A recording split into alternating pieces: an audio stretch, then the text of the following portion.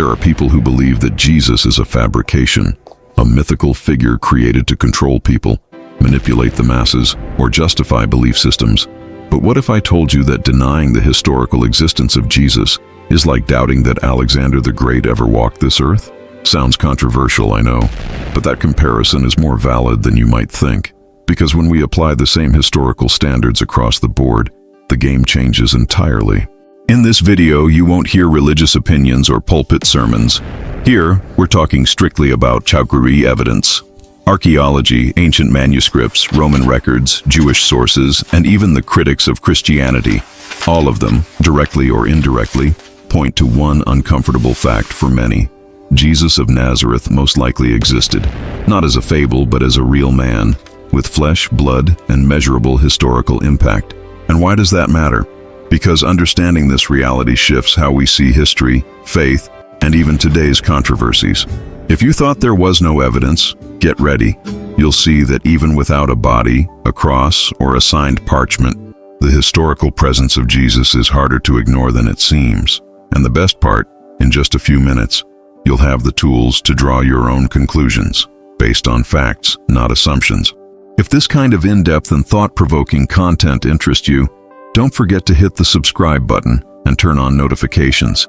That's how you stay tuned for more historical deep dives like this one. It's curious to think that even if someone never walked into a church or opened a Bible, Christianity has still left deep marks on their daily life. You don't have to look far. There are crosses on walls, streets named after saints, and national holidays built around Christian events. Symbols are everywhere, from city architecture to everyday expressions we use without realizing. This shows how much this tradition has shaped culture, law, art, and even morality in much of the world. Now imagine the weight of a story that carries more than 2,000 years on its back. 1/3 of the global population identifies as Christian, and that's a staggering number. But beyond the numbers, we're talking about a cultural force that influences political decisions, family customs, and how we view death and the meaning of life. And at the center of it all is one specific figure. You probably already know who. Like it or not, this person left an undeniable mark on civilization. And here's where it gets interesting. If the signs of Christianity are everywhere, what about the historical existence of its founder? After all, Christianity is visible, documented, and widespread. But Jesus of Nazareth still sparks doubts, questions, and heated debates, even among scholars. That leads us into a fascinating field, the realm of historical evidence. But before we dive into texts and records, let's start where most people place their trust, in physical, tangible evidence, archaeology. If there's one thing everyone values in an investigation, it's hard proof. A coin, a statue, a stone inscription. When talking about historical figures, people often look for physical remnants. And of course, for someone as significant as Jesus, it would seem natural to expect something like that, right? But here's where the first major surprise hits. There is no direct archaeological evidence linked to Jesus of Nazareth. Does that mean he didn't exist? Not at all. Archaeology, powerful as it is, has its limits. Pontius Pilate himself, the highest authority in Judea at Jesus' time, only had his existence archaeologically confirmed in 1961 through a single stone inscription in Caesarea Maritima. No body, no statues, no coins with his image have ever been found. And if that's the case for a Roman governor, what should we expect from a rural Jewish peasant? Still, there is a curiosity. The ossuary of James, inscribed with James, son of Joseph, brother of Jesus. Sounds promising, but there are caveats. The names James, Joseph, and Jesus were extremely common at the time. Statistically, many combinations of those names existed. And on top of that, the inscription's authenticity has been debated for years. So the question remains, is this solid proof, or just coincidence shaped by wishful thinking? Maybe to move forward, we'll need to look beyond the stones and into the texts. If the stones don't speak as loudly as we'd like, the texts can whisper fascinating things. Roman authors from the 1st and 2nd centuries, like Pliny, Tacitus, and Suetonius, left records that, though brief, add key pieces to this puzzle. Pliny the Younger, for example, wrote a letter to Emperor Trajan stating that Christians sang hymns to Christ as if to a god. That already reveals something important, a fully formed movement centered around Christ. something unlikely to exist without a real person behind it. Tacitus takes it further. In his Annals, he notes that a man called Christ was executed by Pontius Pilate under Emperor Tiberius. That's a crucial detail. It places Jesus in a real, datable context, just as Christian tradition claims. Tacitus wasn't a Christian. In fact, he disliked them, which makes his testimony even more valuable. He had no interest in promoting the faith, and still he acknowledged its founder.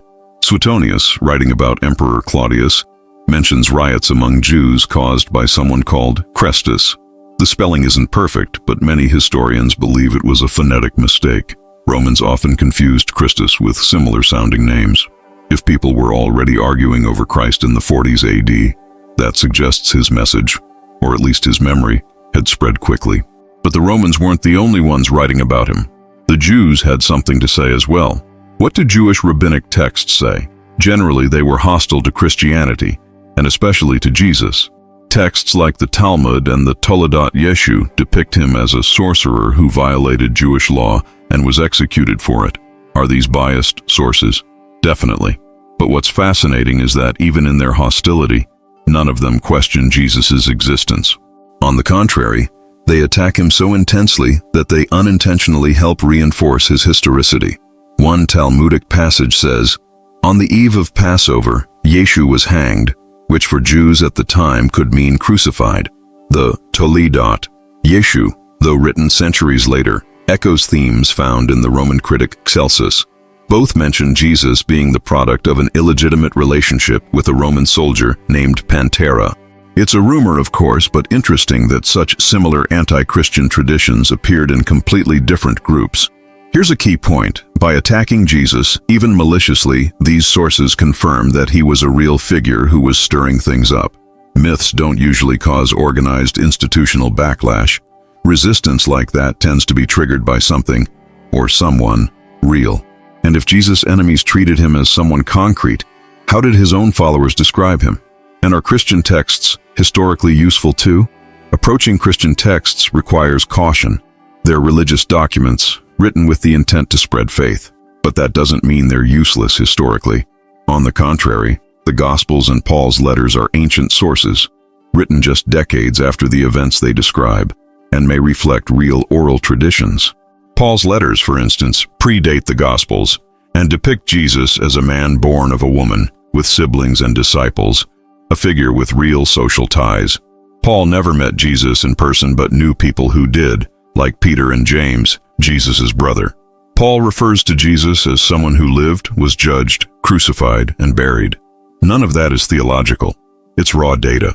And here's the thing. If Paul were inventing Jesus, why would he include a living brother who disagreed with him on some matters? That kind of narrative tension is much more typical of real events than of fictional construction. And the Gospels? They weren't written by one person or in one place. They're collections of different voices, styles, and perspectives. And still, they converge on key facts about Jesus. That points to a common source, probably oral, and likely in Aramaic, the language Jesus spoke. Some expressions only make full sense when retranslated into Aramaic. That's a strong clue that these texts carry real echoes from a first-century Semitic world. But does all this, taken together, really support the conclusion that Jesus existed? That's the big question. Because it's not just about Jesus. It's about what we consider enough when it comes to historical evidence. Compared to other ancient figures, the case for Jesus is strong. Stronger than Socrates, stronger than Pythagoras, strong enough that most serious historians, religious or not, accept his existence as highly probable.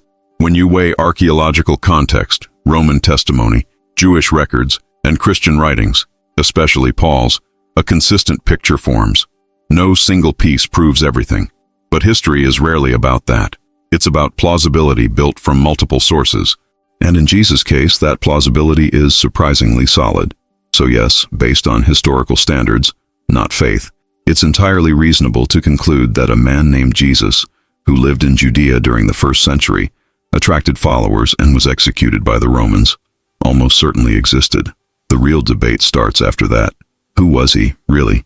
What did he do? And what did others say he did? But that's a story for another time.